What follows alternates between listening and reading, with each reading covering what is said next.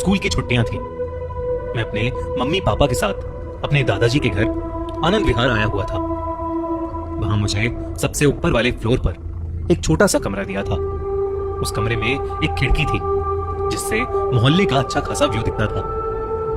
हर रात को सोने से पहले मैं उस खिड़की के पास बैठता और अपनी किताब पढ़ता रहता। ऐसे ही एक रात जब मैं किताब पढ़ रहा था तो मुझे मंकी मैन पहली बार दिखा।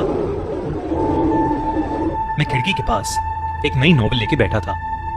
मेरी आंखें सुस्त हो रही थी और मैं बस झपकी लेने ही वाला था कि मुझे अपनी आंखों के कोने से कुछ दिखाई दिया। पास वाली बिल्डिंग की दीवार पर कुछ बड़ा सा काला सा जीव बड़ी तेजी से ऊपर जा रहा था। मैंने अपनी आंखें रगड़ी, पीठ सीधी की और बाहर झांक के देखा। बाहर का नजारा देख मेरा खून मेरी नसों में सूख गया जब मैंने एक काले बंदर जैसे जानवर को बिल्डिंग की पाइप से ऊपर चढ़ते हुए देखा। Monkey man. मैंने उसके बारे में कहानियां तो जरूर सुनी थी, पर कभी ये नहीं सोचा था कि वो कहानियां सच हो सकती थी। वो करीब 7 फुट लंबा था। उसका शरीर घने काले बालों से भरा हुआ था। उसे देख मेरा मुंह खुला का खुला रह गया जब वो छत पर चढ़ा और सीधा उठकर खड़ा हो गया। चांद की रोशनी उसके चेहरे पर आ गिरी। चाकू सी नुकीली हड्डियां, नरम चमड़ी और आंखें जो चांदनी में चमक रही थी। ऐसा लग रहा था कि जैसे किसी बंदर के सर में किसी ने जबरदस्ती इंसान का चेहरा घुसा दिया हो। लेकिन मैं मंकी मैन को कुछ ही पल देख पाया था क्योंकि वो मुड़कर छत से कूदकर अंधेरे में कहीं गायब हो गया। मैंने अपने परिवार को उसके बारे में बताने की कोशिश की, लेकिन किसी ने भी मेरी बात का विश्वास नहीं किया। उन्हें लगा मैं अटेंशन के लिए मंकी मैन के बारे में कोई मजाक कर रहा हूं। यहां तक कि पापा ने मुझे डांट लगा दी और कहा कि अब मेरी ये सब मजाक करने की उम्र नहीं रही है। लेकिन मैं झूठ नहीं बोल रहा था। मैंने सच में मंकी मैन को देखा था। उस दिन के बाद से मंकी मैन का जुनून मुझ पर सवार हो गया। अखबार में आई कोई खबर हो या गलियों में बहती कोई अफवाह, मुझे जहां भी उसके बारे में कोई जानकारी मिलती मैं वहां फट से पहुंच जाता। यहां तक कि अगर कहीं उसके दिखने की बात हुई होती तो मैं मौका मिलते ही वहां पहुंच जाता। मेरी इन कोशिशों की वजह से मुझे मंकी मैन कई बार दिखा, छत पर, ब्रिज के नीचे और एक बार एक अंडरग्राउंड पार्किंग में भी। मैंने जितना उसे देखा उतना ज्यादा मुझे ऐसा लगा कि शायद वो एक ऐसा जानवर है जो अपने घर से बहुत दूर आ गया है और अब हम इंसानों की दुनिया में कहीं खो गया है। लेकिन मेरा ऐसा फील करने से कोई फर्क नहीं पड़ता था। हम इंसानों के लिए तो वो बस एक राक्षस ही था। मुझे याद है जब मैंने उसे पहली बार किसी मासूम को चोट पहुंचाते देखा था। देर रात थी। मैं अपनी खिड़की के पास बाइनोकुलर्स लेके बैठा था। मैंने उसे एक बिल्डिंग की छत पर देखा। उसके पीछे पटाखे फट रहे थे और वो शोर से डर के वहां से भाग रहा था। एक छत से दूसरी छत कूद कूद के उन लोगों से दूर भाग रहा था। भागते भागते उसके रास्ते में एक ऐसी छत आई जिस पर एक बुजुर्ग आदमी सैर कर रहा था। मंकी मैन कूदकर उस छत पर आया और उसे देखकर वो बुजुर्ग आदमी घबरा उठा। मंकी मैन उस पर घुर्राया और उस बुजुर्ग आदमी का संतुलन बिगड़ गया। वो छत से सीधा जमीन पर 6 फ्लोर नीचे आ गिरा। उसकी चीखें और उसकी जमीन पर गिरने की आवाज मुझे आज तक याद है।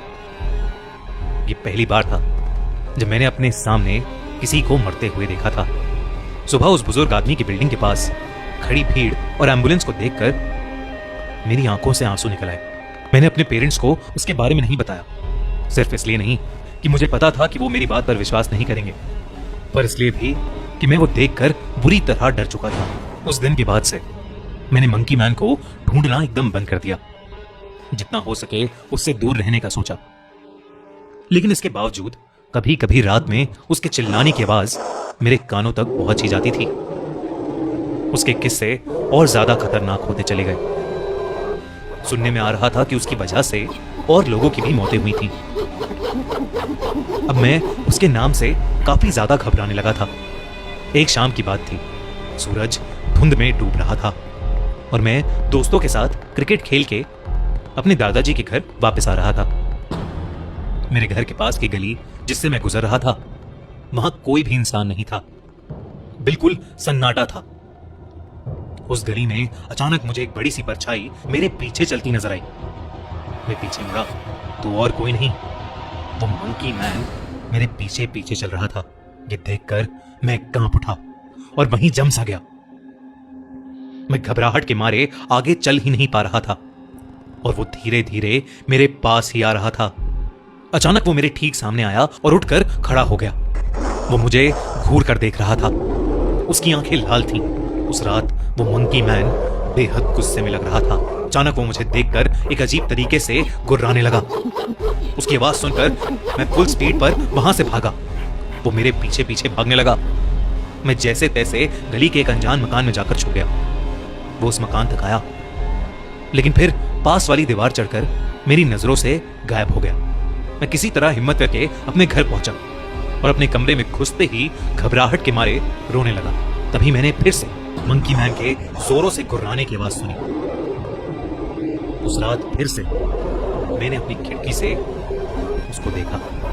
मंकी मैन मेरे बराबर वाली बिल्डिंग की छत पर खड़ा एक आदमी को बेरहमी से नोच रहा था। वो आदमी भी डर के मारे जोरों से चिल्ला रहा था। उसने उस आदमी के चीथड़े चीथड़े कर दिए थे। मोहल्ले में शोर होने लगा। घरों की लाइटें ऑन होने लगी। लोग बाहर आने लगे ये देखने के लिए कि बाहर आखिर हो क्या रहा है। उन्हें मंकी मैन नहीं मिला, क्योंकि वो पहले ही ऊपर छत पर चढ़ के अंधेरे में गायब हो चुका था। उस रात के बाद से मंकी मैन मुझे फिर कभी नहीं दिखा और समय के साथ वो बस एक हॉरर लेजेंड बनकर रह गया।